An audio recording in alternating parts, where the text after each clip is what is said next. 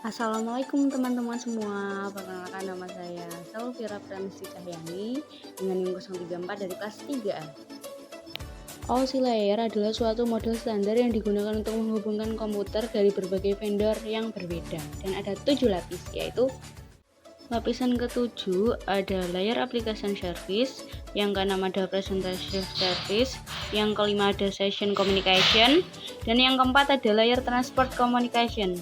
Yang ketiga ada Layer Network Communication, dan yang kedua ada Data Link Physical Connection, dan yang terakhir ada Layer Physical Connection. Nah, pada lapisan ketujuh, application layer memiliki fungsi sebagai antarmuka aplikasi dengan fungsionalitas jaringan. Jadi fungsinya lebih kepada mengatur bagaimana aplikasi dapat mengakses jaringan serta membuat message problemnya.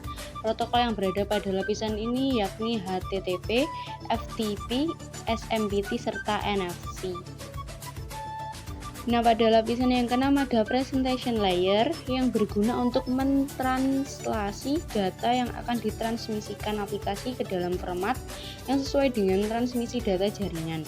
Protokol yang ada pada lapisan ini yakni software, redirector, workstation, network cell, serta remote desktop protocol. Nah, pada lapisan kelima ada session layer memiliki fungsi untuk mendefinisikan sebuah koneksi yang terbuat, dijaga, atau dihapuskan. Pada layer ini terjadi resolusi nama. Nah, pada lapisan yang keempat ada transport layer yang memiliki fungsi memecah data menjadi sebuah paket data dan memberikan penomoran secara urut sehingga dapat dengan mudah tersusun di tempat pada tujuan waktu yang diterima.